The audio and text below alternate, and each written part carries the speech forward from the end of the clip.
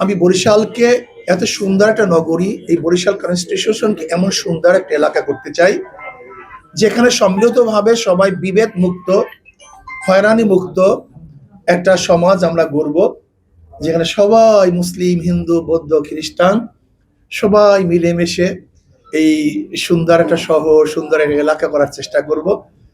আশা করি ইনশাআল্লাহ বরিশালের ভোটাররা যারা আছেন, আপনারা জানেন যে আমার প্রতিপক্ষ যারা আছেন, প্রতিদিনের ইফতারে চাই স্বাস্থ্যসম্মত ও মচমচে রুচি মুড়ি।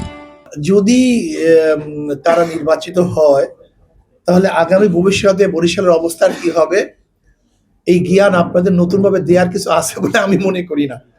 নতুনভাবে কিছু দেওয়ার আছে বলে আমি মনে করি না।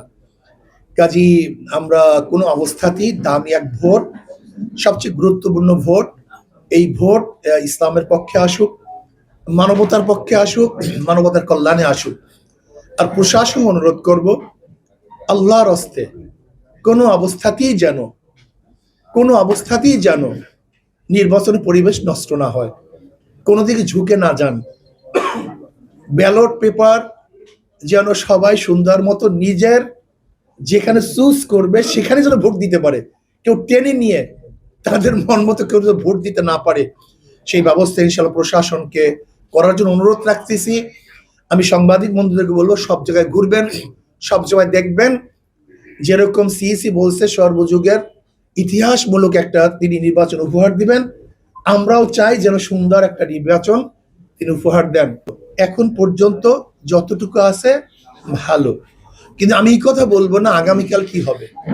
আমি ভোটে ফলাফল প্রকাশিত হওয়ার আগ পর্যন্ত সংখ্যামুক্ত নই। যত সুন্দর পরিবেশ হোক না কেন, এখানে বহুত ইঞ্জিনিয়ারিং আছে, ভোটের ব্যাপার স্যাপার আপনারা আমার চেয়ে অনেক ভালো জানেন। রেজাল্ট পরিবর্তন করার ব্যাপার আছে, আপনার রেজাল্ট হবে একটা, পরিবর্তন করে ঘোষণা হবে আর একটা। এরপরে কেন্দ্র দখলের ব্যাপার আছে, জাল ভোট দেওয়ার ব্যাপার আছে, বহুবিধ ব্যাপার আছে। এর জন্য আমি মনে করি রেজাল্টের আগ পর্যন্ত আমি কোনো অবস্থাতেই বলবো না ভোট সুস্থ হয়েছে বা হয়নি।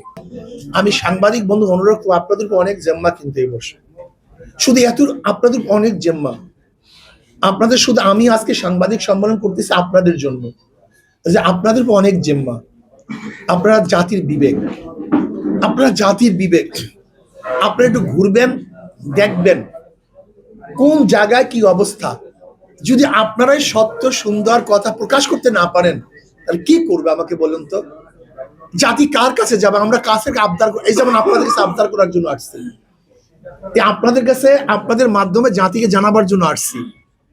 এখন আপনাদের মাধ্যম যদি নষ্ট হয়ে যায়, জাতি অন্ধকার আচ্ছন্নের মধ্যে নিমজ্জিত হয়ে যাবে, সেখান থেকে জাতি বের হতে পারবে না।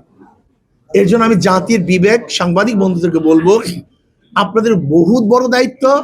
আপনারা প্রত্যেকটা সেন্টার দেখবেন, প্রত্যেক জায়গায় যাবেন, আপনাদের টিম যেন সব জায়গায় কাজ করে সুন্দর একটা নির্বাচন উপহার দেওয়ার জন্য। আপনাদের ভূমিকা কিন্তু 80% কাজে লাগবে।